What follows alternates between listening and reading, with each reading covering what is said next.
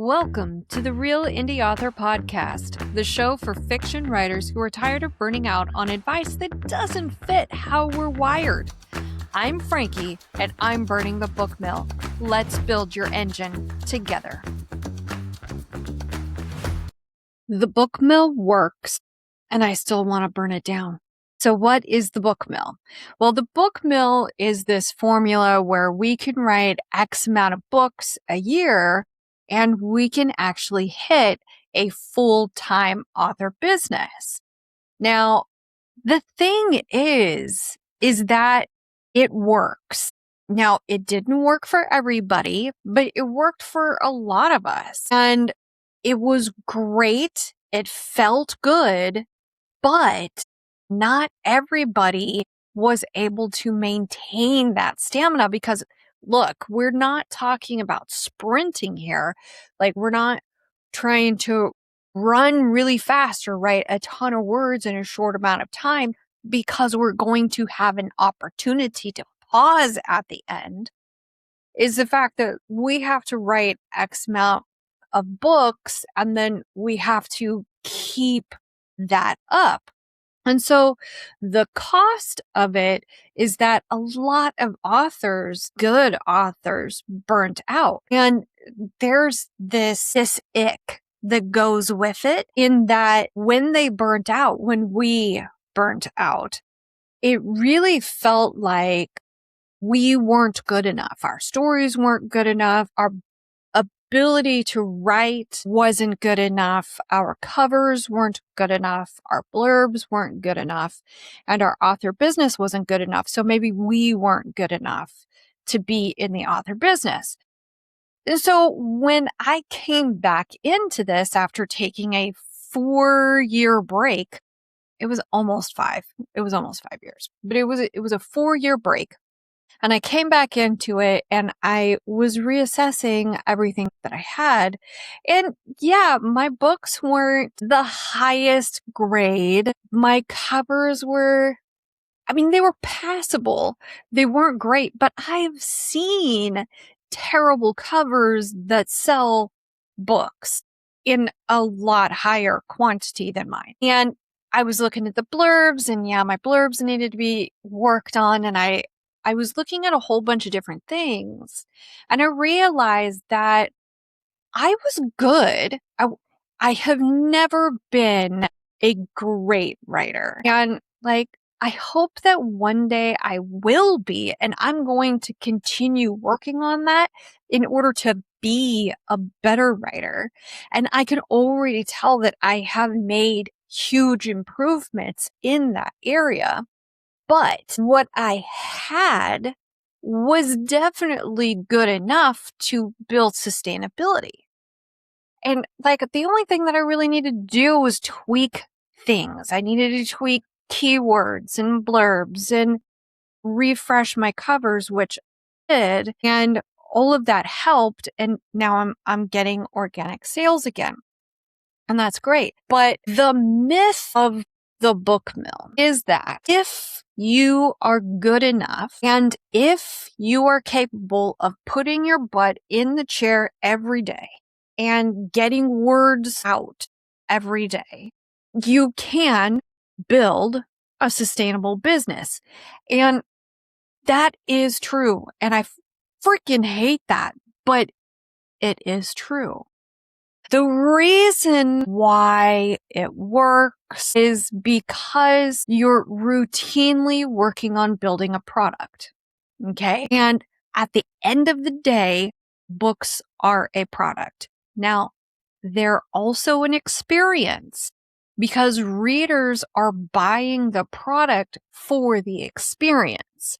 They're not just buying the product to use it. They're wanting to get something from it. They're wanting to experience something from that. And so the thing that I have discovered is that we have 4 major houses of authors, and it's nothing new. It's just MBTI. And the only thing that I did was rename the houses so that they sounded neat. Because no one wants to be known as a sentinel. Okay. That is just boring AF. And so I called them lore keepers. I called the explorers wild scribes because they're a little on the wild side. What writer wants to be known as a diplomat? No writer wants to be known as a diplomat. So I named them heart weavers. And then the architects, yeah, that's a cool sounding name. Sure, why not? But I called them myth makers. Okay, so that is the only thing that I have really done to the MBTI thing. Everything else was just taking all of the information that smarter people than I have put out there and used. And I'm just like, okay, let's apply this directly to writing. And what I discovered is that the Bookmill was grinding, breaking, eating, ingesting 3 of the houses, and only one of the houses was actually doing well. Now, what this does is it creates a void, an experience void that society now suffers from. Listen, follow me. Okay? Okay? So if you have one type of author, the author who is able to just sit down, do the daily ritual every day between X and X amount of time, and they get the words in, and they're able to do the routine maintenance of building an author business. That is the type of person who is then feeding the minds and the souls of the readers who are then reading. And so it's training them to emulate a certain style. However, a lot of us creatives are the heart weavers, the wild scribes, and the myth makers. Now, heart weavers are a lot of the authors who write romance. And as we know, they do a very good job. Heart weavers can, if they are connected to a story, be able to put their butt in a chair and they can write semi-routinely. However, they can be derailed pretty easily with all of the other commitments of those in their lives because they and lore keepers tend to be the caretakers of their families. But the wild scribes and the myth makers are more of the chaotic author types. I say chaotic, they're really not chaotic. So the wild scribes are connection writers. And so every aspect of writing needs to follow the points of connection, which are never a straight line. Okay. If there is a straight line in a wild scribe story, it's purely coincidental and on accident. And then myth makers are builders. And so they need to build their foundation so they can build around that. And it's almost like following the connections, but not quite. A myth maker and a wild scribe can start off at the same point as a lore keeper and a heart weaver. And the lore keeper and the heart weaver will probably end similarly because they're more capable of following a straight line. But the wild scribe could end up way over there. But the myth maker, okay, may end up somewhere not even in the same galaxy. Okay. The myth maker in the course of one book can go from writing contemporary to sci-fi to fantasy in the same span of a book. And I've seen it done multiple times.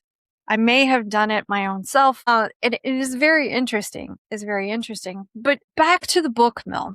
In order to sustainably produce enough books to be in the algorithm, and it's not always the algorithm because our newsletter, when we're building our newsletter, we're maintaining it. Now that newsletter gives us the power to be able to launch books. But if we are promising our readers that every 4 months, there's going to be another book. Or, God, every month and a half, there's going to be a new book. Then the readers will get excited and they'll keep buying the books. And that's a really good rhythm to get into. But when you are a connection writer or when you are a builder author, consistency looks different because now it has to take into consideration aspects of creation that aren't production. And by production, I mean putting the words to paper or stepping back and editing the book or going through the motions of making it a book that can even be sold, because there are all of these life experiences that need to happen and all of these thought experiments that need to happen. And sometimes you need to have conversations with other people. And sometimes you need to go shadow someone. Sometimes you have to go interview people. Sometimes you need to step outside of what your normal ritual has become so that you can get new experiences. And how do you regulate that?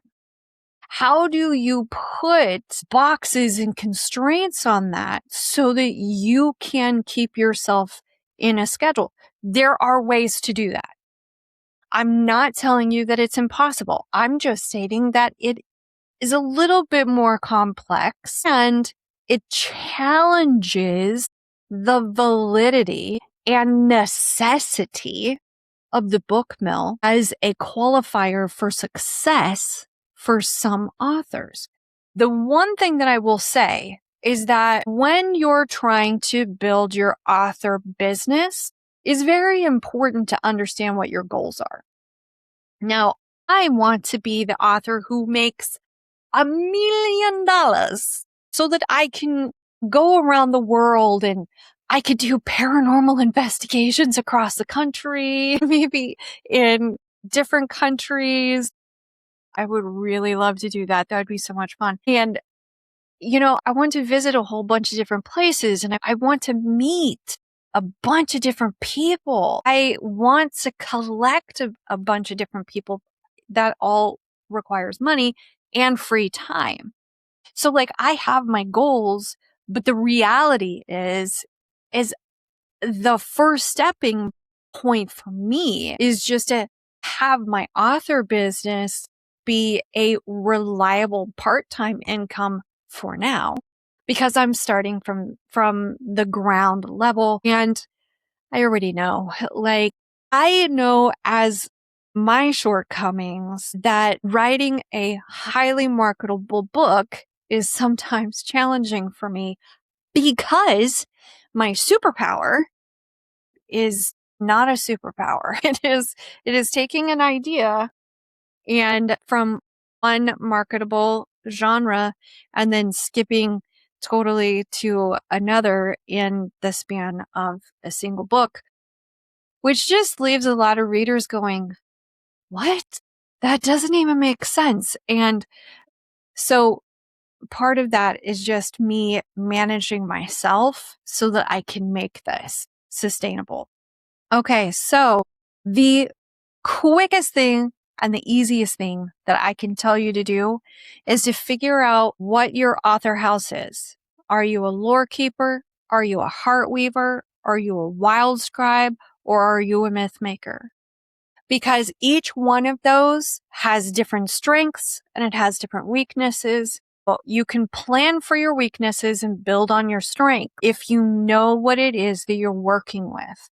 If you would like more help with this, please go to realindieauthor.com for a free diagnostic, to book an unstuck author call, or to hire me for other services. All right. Thanks so much. Happy writing. That's it for this episode of the Stamina Author Engine podcast. If something here landed, if you finally saw your own pattern, I'd love to hear about it. And if you want me to name your rhythm one-on-one, grab a free Unstuck Author call. The link's in the show notes, and yes, it's actually free. And yes, I'll tell you the truth. Same time next week, Chaos Authors. Until then, burn the book mill, build your engine, and write amazingly.